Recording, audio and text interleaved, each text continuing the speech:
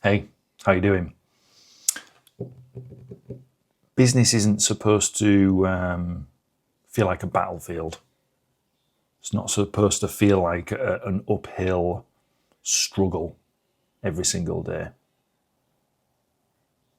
You're supposed to be able to have, with your own business, at least in our opinion, you're supposed to have the freedom that you wanted from perhaps, leaving your career or saying no to other things to say yes to building the thing that you'd had in your mind and your heart in the first place. Success is supposed to flow. Clients are supposed to come to you with much more ease than what you're experiencing right now. And I think there's, again, from our own experience, from Elaine and I, there's sort of three words that bounce around in our discussions and have done for a lot of years. We really consider peace, power, and prosperity to be an underpinning and driving force behind what we do. Business should be as peaceful as possible, not, a battlefield. Power should be, put into the right things, the right people, the right places, the right items. And also the leadership inside the business, should be set up, the right way. And then prosperity should come, wealth, freedom, scalability of your business if that's what you desire. But how do you get there? So I just wanted to share. I'll share as much as I can without, burning through the memory card on this thing. Some things that we've done over the years, and then things that we've helped other people integrate, into their businesses that have helped them achieve, the peace, the power, and the prosperity. So we'll see. Well, again, I've not got any notes around this. This is how I like to do my videos. I think sometimes it's better if I just roll with what comes. And it feels a little bit more natural to me. That's just the way I like to make my videos. So how do you create peace? Well, one thing we found is there was never any peace in running the business when we didn't have clarity, when we didn't know what we were aiming for, what we actually do down to the nth degree, and then how we were going to bring the right people or the right person, if we were focusing very narrowly, how we would bring those people into us. So the first thing you've got to start with is, what is it exactly that you're wanting to do? And I will say, and there's reason for this first piece here, the clarity part, is probably one of the more challenging things to do. Because you're faced with what I think is quite an overwhelming message and marketplace around niching, who you should turn up as and what with, in your business. From an older bloke, I can tell you that, your niche can be anything. It can be a very particular person with a very particular problem. It can be you. It can be, the way you see the world and your worldly experiences. Again, there's no right or wrong. Will one be easier than the other? Perhaps. But once you've got the clarity on what it is that you want to do, there typically comes this energy. It feels like, you've strapped a rocket ship, to your back. Because if within finding the clarity, there's these realizations of that is the thing. Like the light bulb goes on, the penny drops, the breakthrough happens.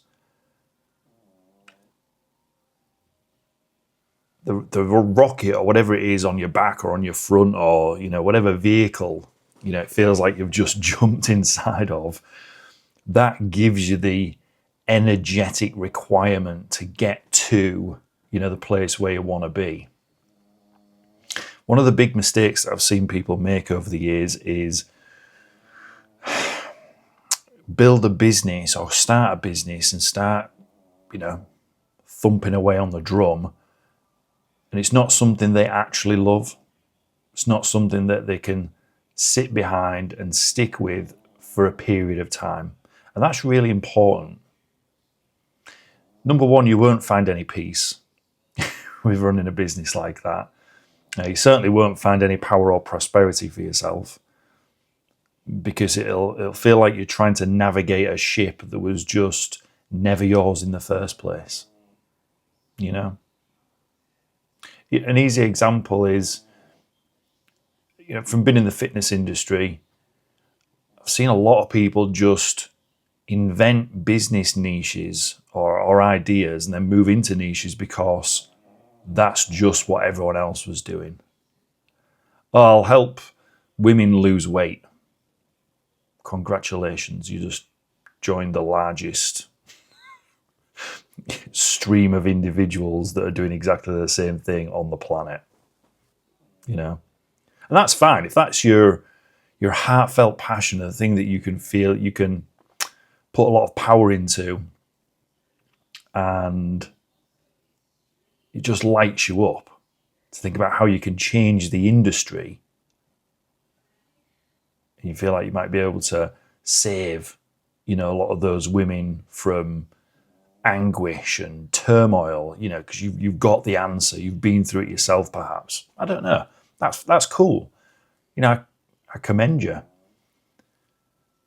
But if you're making the choice and the decision based on looking around and going online and seeing that, there's a few other people doing this and their prices look good and they seem to have a lot of testimonials. Wowzers. That is what I like to call, a sausage factory approach. The sausage factory approach, not a well put together, thought out, bespoke sausage from the butchers. I'm talking about a sausage that gets made en masse on a massive line, thousands at a time, and they all look, smell, and taste exactly the same. So this clarity piece, on where you're going and what you want to do, involves often, I won't say all the time, but often it takes some real personal digging and exploration in order to find, I believe, what you really should be doing with your time. Without going too woo-woo, I really do believe that everyone has a purpose.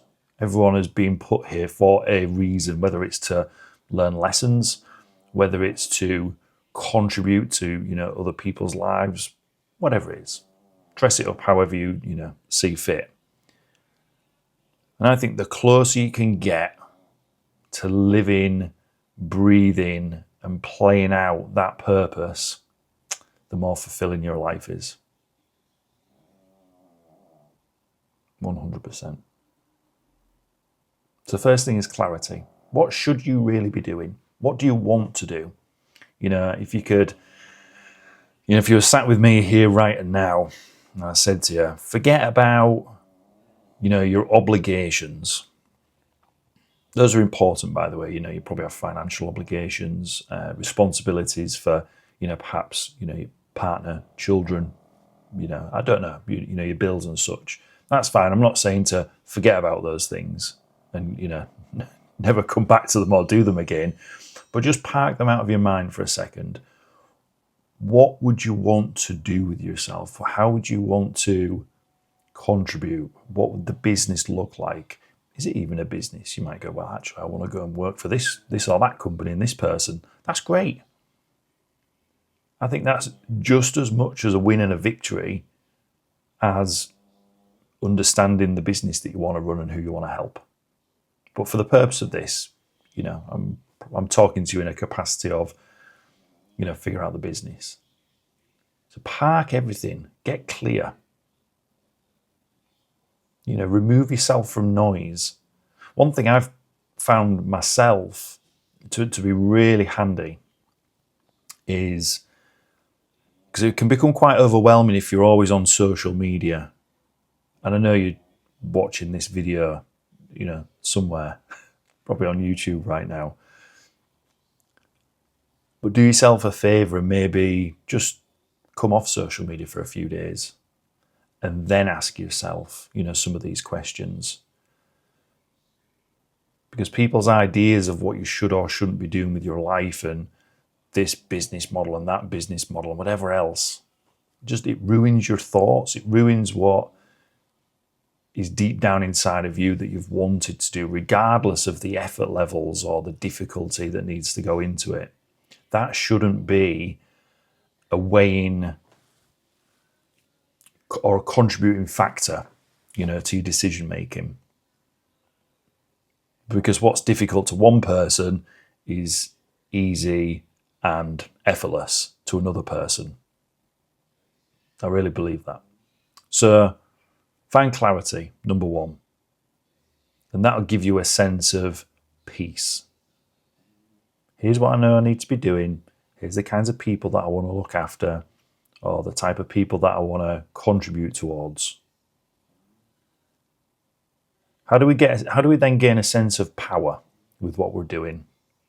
Well, you need to figure out how you're going to position yourself.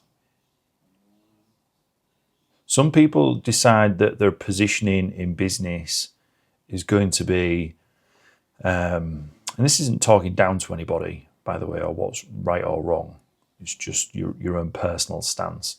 Some people choose to have an authority positioning where I've got all this experience, I know better than you, so if you don't do as I tell you to, then you probably won't be successful. Follow this. And then a really easy, contrast, to think about is where, and this is my preferred, just for me personally, my preferred way of doing things is, this is my experience. These are the things that I've learned from it, or here's all the sort of stacked proof and all the people that'll, share how we've helped them over the years. Maybe this will help you too. So that's one thing you've got to decide on. Like where do you sit inside of, the power or the authority positioning within your business? And then a second thing to consider is this just going to be you running the show and having all the decision making, or are you going to have your partner involved in the business, or a business partner, or an investor, or someone else that helps you make decisions or progress them and move the business forwards? Because if you don't have clarity around those two core pieces, how are you going to show up? How do you know what to talk about, how to represent yourself? And if you're a person that actually works better, with a counterpart where you can bounce ideas, but all you're ever doing is relying on yourself, again, you won't get the best out of what you're trying to achieve. So understanding yourself and how you operate is quite important, within that too. For us, again, this is just our own personal experience. For us, having two minds to go at, one problem has just been invaluable. And the way that Elaine and I think about things is quite contrasting. I'm less of a details person. I am, I'm not great at, completing tasks, at finishing projects. I'm the guy you get to start things. I'm like the the spark that gets the fire going and gets it roaring. But if you want someone to put it out and make sure the campfire's safe at the end of the night, that's probably not me.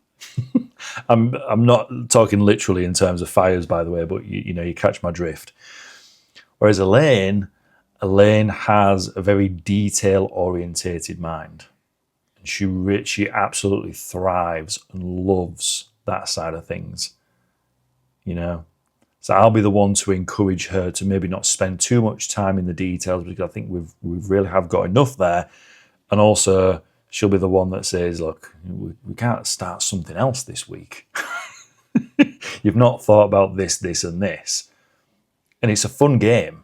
And that's a great, in my opinion, in our experience, that's a great combination to have, to balance each other and then our business efforts and what we do together. Now, the prosperity, side of things, things you've got to consider.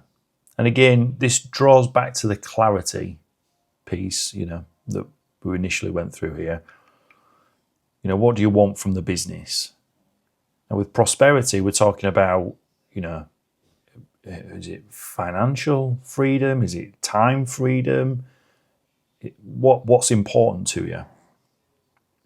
And it's making sure that the model or the type of business that you have allows you to be prosperous at the end of your efforts, or midway through your efforts, and not end up creating a jail for yourself. And again, using the fitness industry just as a really easy and simple example, but this is so true for a lot of service-based businesses, is that to be prosperous as a personal trainer, you typically have to have quite a full book of clients. And a personal trainer is just that. It's personal. So you're either training people one-to-one, or in small groups, or in large groups. And even if you have someone working with you or other people working with you, there is a time tie to that. And there's nothing wrong with that. That's not a thing to attempt to put people off being a personal trainer. But it's understanding there is genuinely a cap to how much money you can earn. Now, you can keep increasing your prices, as we did over the years, for your hour or for packages or for outcomes that you help people with.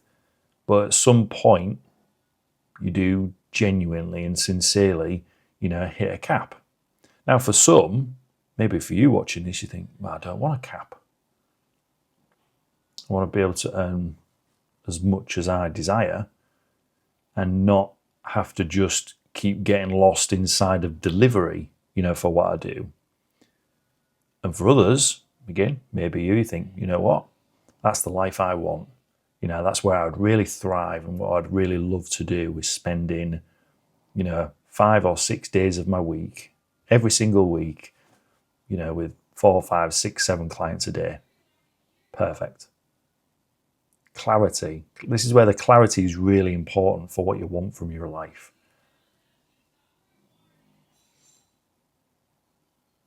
And that's how you find prosperity for yourself. Because once you've got your clarity, you've got your internal workings of how you'll make decisions, how you'll be positioned from an authority perspective, and that's communicating as you, as yourself, then the prosperity will come much easier. Not easy, but easier. Because a person that has clarity and has very dedicated direction, whether that's with self or with a team of people, the end goal, comes up so much quicker, so much smoother. Whereas if you have no idea where you're going,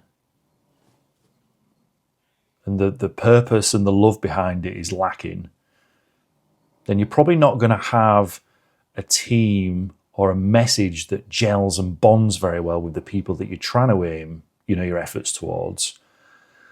And then making the money, even if you do make it, just becomes sticky, messy, and the business probably ends up feeling like a jail or a prison. And I can tell you that from personal experience and from years of helping people escape their own self-built prisons in their businesses as well. So hopefully this can help you a little bit. Remember, peace, power, and prosperity. That's what you're aiming for in your business, in your life, in my opinion. All right, have a great one. I'll see you soon.